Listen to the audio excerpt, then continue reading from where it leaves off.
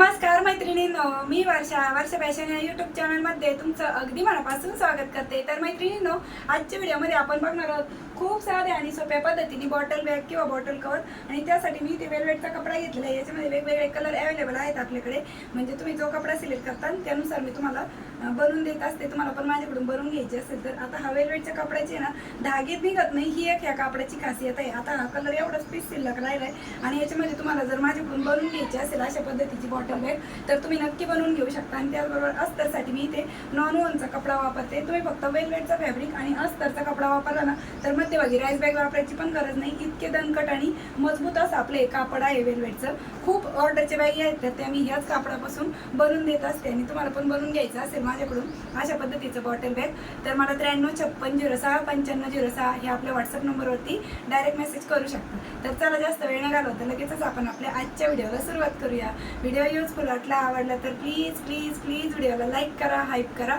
आणि असेच नवीन नवीन युजफुल आणि युनिक व्हिडिओ बघण्यासाठी आपल्या वर्षा फॅशन चॅनलला नक्की सबस्क्राईब करा। तर चला सुरू करूया आजच्या व्हिडिओला। मैत्रिणींनो, आजच्या आयडियासाठी बघा आपल्याला फक्त एवढं एकच छोटासा आयताकृती पीस लागणार आहे। त्याचबरोबर मी इथे राईस बॅग कट केली आणि अस्तरसाठी नॉन वनचा कपडा कट करून घेतलेला आहे। तुम्हाला जर नॉन वन माझ्याकडून पाहिजे असेल तर तुम्ही आपल्या व्हॉट्सअप नंबरवरती डायरेक्ट मेसेज करू शकता, किंवा या पद्धतीचं कवर पण पाहिजे असेल तरी तुम्ही मला व्हॉट्सअपवरती डायरेक्ट मेसेज करू शकता। तर याची लांबी आहे बघा 31 इंच आणि रुंदी आहे 7.5 इंच। ठीक आहे, 7.5 बाय 31 इंचाचा आपल्याला इथे एकच आयताकृती पीस लागणार आहे। यावरती आपण ही राईस बॅग ठेवून घेतली आणि वरतून मेन फॅब्रिक ठेवू आणि यावरती आपल्याला क्विल्टिंग करून घ्यायची आहे। तर अशा प्रकारे मैत्रिणींनो, मी या पार्टवरती तिरपे टिपा मारून क्विल्टिंग करून घेतलेलं आहे बघा। आणि फायनली आपला पार्ट क्विल्ट करून तयार झाल्याच्या नंतर आता आपल्याला जिकडनं आपली रुंदी आहे बघा 7.5 इंच, तिकडनं आपल्याला झीप अटॅच करून घ्यायची आहे। तर इथे झीप मी 7.5 इंचापेक्षा वाढव घेतलेली आहे, म्हणजे दोन्ही साईडना अर्धा 1 इंच वाढव राहील त्यासाठी। आणि नॉन वनची एक पट्टी घेतली कट करून, तर 1 इंच रुंदीची घेतलेली आहे ती, म्हणजे झीप आपली फिनिशिंगमध्ये स्टिच व्हावी त्यासाठी। ठीक आहे, आणि आतल्या साईडला टर्न केल्याच्या नंतर बघा ते या पद्धतीने दिसत आहे। ठीक आहे, म्हणजे अगदी फिनिशिंगमध्ये आपली ही झीप आहे ती स्टिच होते। आता इकडनं पण आपण दाबटीप देऊन घेऊ आणि जी नॉन वनची पट्टी आहे वाढव ती आपल्याला डबल फोल्ड करून स्टिच करून घ्यायची आहे। ठीक आहे, तर या पद्धतीने झीप स्टिच केली। आता दुसऱ्या साईडने पण आपल्याला ही झीप स्टिच करायची आणि यावरती पण आपल्याला 1 इंच रुंदीची नॉन वनची पट्टी ठेवून स्टिच करून घ्यायचं आहे। आणि झीपच्या रॉंग साईडनेच मी नॉन वनची पट्टी ठेवून घेतलेली आहे आणि ही बघा या पद्धतीने ओपन करून घ्यायची आणि इकडनं पण आपल्याला दाबटीप देऊन घ्यायची आहे ह्या झीपवरती। आणि वरच्या साईडने बघा व्यवस्थित टीप आली की नाही ते, आणि वाढव जो नॉन वनची पट्टी आहे ती आपल्याला अशी डबल फोल्ड करून स्टिच करून घ्यायची आहे। तर बघा खूप सुंदर अशी आपली झीप आहे ती अगदी फिनिशिंगमध्ये स्टिच झालेली आहे। आता यानंतर आपल्याला याच्यामध्ये 2 रनर वाहून घ्यायचं आहे, एक या साईडने एक त्या साईडने।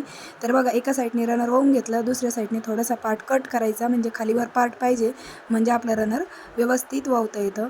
ठीक आहे, इकडचं रनर वाहून झालं, आता ह्या साईडचं पण रनर आपण वाहून घेऊया।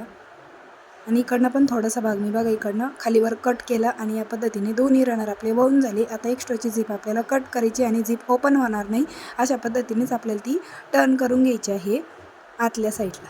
ठीक आहे, व्यवस्थित काळजीपूर्वक, म्हणजे दोन्ही साईडने कुठूनच कडेने झीप ओपन नाही झाली पाहिजे। आता झीप बघा आपल्याला अशी 1.5 इंच खाली फोल्ड करून घ्यायची आहे घडी। तर इथे बरोबर 1.5 इंचावरती मी फोल्ड केली, तुम्हाला इथे माप पण स्क्रीनवरती पण दिलेलं आहे, टाचणी लावून घेऊ शकता तुम्ही हवं तर।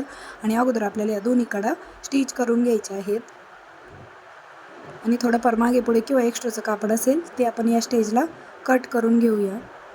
तर दोन्ही कडा स्टिच करून झाल्याच्या नंतर आता आपल्याला आहे ना कॉर्नर आहे ते कट करून घ्यायचे। तर जिथून शिलाई केली त्याच्या पुढे आपल्याला 1 इंचावरती मार्क करायचं आहे आणि फोल्ड बाजूच्या बाजूने पण 1 इंच, म्हणजे 1 बाय 1 इंचाचे आपल्याला 4ही कॉर्नर आहेत ते ड्रॉ करून घ्यायचे आहेत। तर मी इथे तुम्हाला 2 करून दाखवले, आता बॉटमचे पण मी 1 बाय 1 इंचाचे कॉर्नर आहेत ते ड्रॉ करून घेतले आणि जशी मार्किंग केली तशीच आपल्याला याची कटिंग पण करून घ्यायची आहे।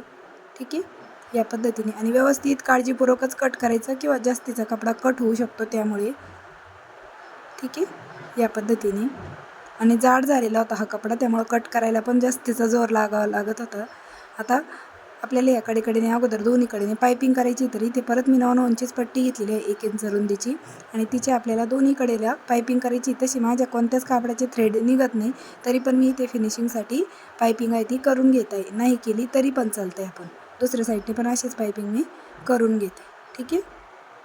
तर अशा प्रकारे मैत्रिणींनो दोन्ही साईडने आपण इथे 9 इंच पट्टीने पायपिंग करून घेतलेली आहे, म्हणजे थ्रेड वगैरे निघणार नाही. तसे ह्या कोणत्याच कापडाचे थ्रेड निघत नाही, ना वेलवेटच्या कापडाचे ना अस्तरच्या, तरी पण मी फिनिशिंगमध्ये स्टिच करताय. आता बघा आपल्याला चारही कॉर्नर आहेत ना, ते या पद्धतीने पकडून स्टिच करायचे आहे. पण हे कॉर्नर स्टिच करण्याच्या अगोदर आपल्याला जिकडनं आपली झिप आहे ना, इकडनं वरती आपल्याला हँडल अटॅच करायचं आहे. तर हँडलसाठी बघा मी इथे हा एक मेन फॅब्रिक आहे वेलवेटचा, तो लांबी मी इथे घेत आहे बघा 13 इंच आणि रुंदी घेत आहे 3.5 इंच. तुम्ही ना जर जास्त मोठं तुम्हाला हँडल पाहिजे असेल तर तुम्ही यापेक्षा पण लांबीला अजून कपडा वाढव घेऊ शकता. आणि याचं आपण अशा पद्धतीने हँडल स्टिच.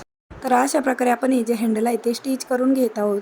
आणि वेलवेटचा कपडा ऑलरेडी जाड आहे, त्यामुळे मी याच्यामध्ये राईस बॅग वगैरे घातलेली नाही आहे.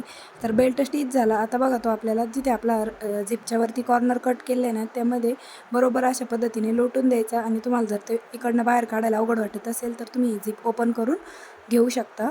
आणि या पद्धतीने ह्या कॉर्नरवरती बरोबर सेंटरला आपल्याला हा बेल्ट अशा पद्धतीने ठेवून घ्यायचा आहे आणि स्टिच करून घ्यायचं आहे. तर अगोदर मी इथे ना टाचणी लावून घेते. व्यवस्थित असा हा कपडा आपल्याला ह्याच्यामध्ये ठेवून घ्यायचा आहे. तर मी इथे 2 टाचण्या आहेत त्या लावून घेत आहे.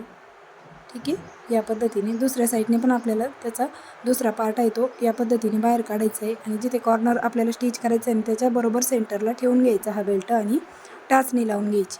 ठीक आहे.